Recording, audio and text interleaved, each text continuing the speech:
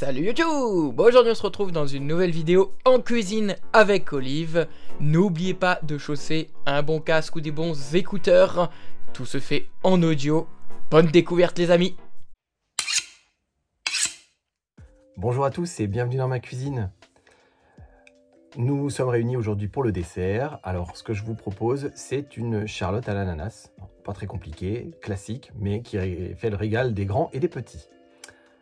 Nous avons donc l'entrée, le beurre blanc avec son poisson, le plat de résistance, le gigot avec le gratin dauphinois.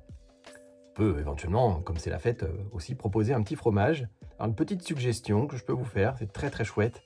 C'est une petite coupelle à fromage, c'est un cuit fromage, ça peut s'appeler aussi un cuiseur à fromage.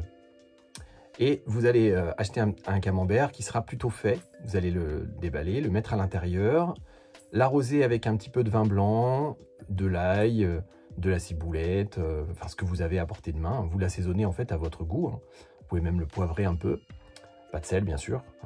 Puis ensuite, vous allez mettre le couvercle de ce petit cuiseur, le mettre au four et le laisser pendant entre 5 et 10 minutes au four. Et en fait, le camembert va fondre à l'intérieur, va se mélanger avec le vin blanc. Alors, vous en mettez pas trop, vous en mettez juste un petit peu. Et puis ensuite, vous allez venir tremper des petits croûtons de pain à l'intérieur. Et ça peut être vraiment, voilà, si on met ça au milieu de la table, chacun vient avec sa fourchette tremper son petit crouton de pain en 2-3 bouchées. Et c'est un vrai régal. Avant de passer au dessert, donc on a dit charlotte à l'ananas. Alors les ingrédients, c'est facile. Une boîte d'ananas ou de l'ananas frais si vous en avez. Pas toujours facile à éplucher l'ananas quand on voit pas. Donc bon voilà. L'avantage de la boîte, c'est que vous allez avoir du jus, du sirop dedans que vous allez pouvoir utiliser. Si jamais vous prenez un ananas entier, dans ces cas-là, il faudra faire un sirop. C'est pas très compliqué, vous mettez un petit peu d'eau, de sucre dans une casserole. Vous venez mettre, je sais pas, un bâton de cannelle, ce que vous avez sous la main. Vous pouvez l'aromatiser, un peu de sirop, pourquoi pas, à l'intérieur. Vous mettez ça à réchauffer et en le remuant jusqu'à ce que le sucre se dissolve.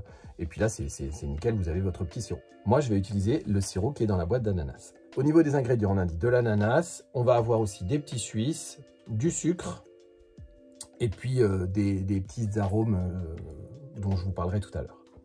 Donc, je commence par ouvrir ma boîte d'ananas. Et ce que je vais faire, c'est que je vais d'abord l'entrouvrir. Vous allez comprendre pourquoi juste après. Voilà. Là, je l'ai juste entrouverte. Et je vais venir tout de suite dans mon bol verser le jus d'ananas qui est à l'intérieur. Et comme je l'ai entrouvert, j'ai pas besoin de le filtrer en fait. Alors maintenant que j'ai versé mon sirop, je l'ouvre en plus grand. Je vais venir mettre les morceaux d'ananas dans mon saladier. Alors j'utilise en général quand je fais des préparations dans un saladier, j'utilise un saladier de la marque Christelle. C'est un saladier en inox dont le fond est recouvert de silicone à l'extérieur, ce qui fait que je peux bouger sur mon plan de travail, je risque pas d'avoir un accident. Alors maintenant dans mon saladier, je vais y ajouter des petits suisses. Évidemment, j'utilise des petits suisses nature et je vais les vider avec ma cuillère. Alors moi, j'en compte 6 petits suisses pour la quantité que je veux faire de charlotte. Alors vous pouvez le faire aussi avec du fromage blanc. Alors dans ces cas-là, choisissez un fromage blanc qui est bien gras.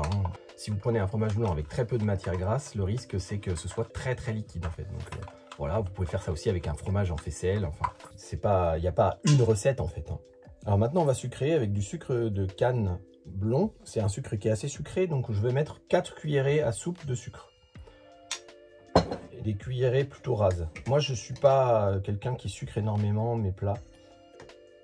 Après, si vous préférez quand c'est un peu plus sucré, vous pouvez en mettre plus, bien sûr.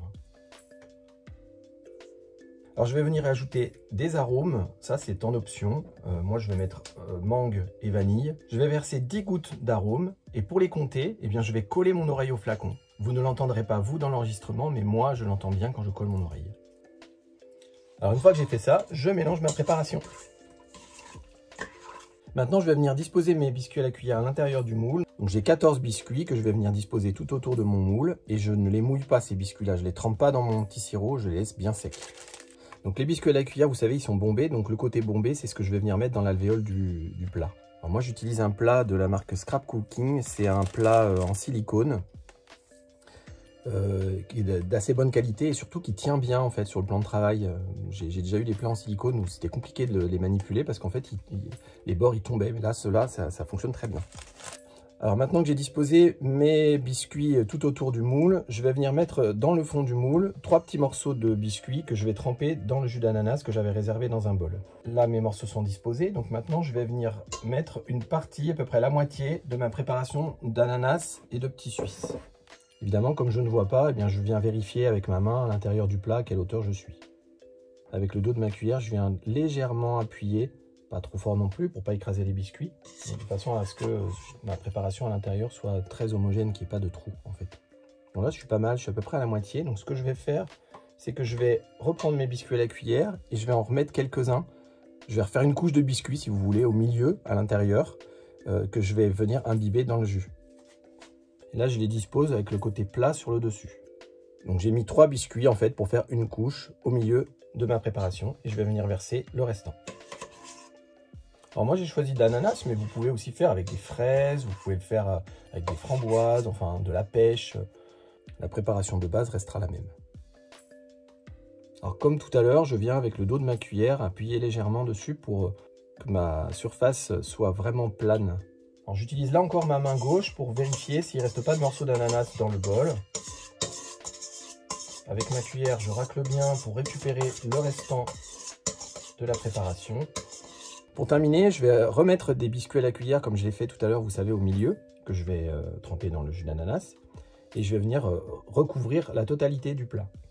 Voilà, donc j'ai terminé de recouvrir avec les biscuits à la cuillère. Je vais mettre un film alimentaire sur mon plat et puis je vais le mettre au frigo. Et je vais le laisser 6 heures au moins. Et ensuite, je vais le retourner et je vais le démouler.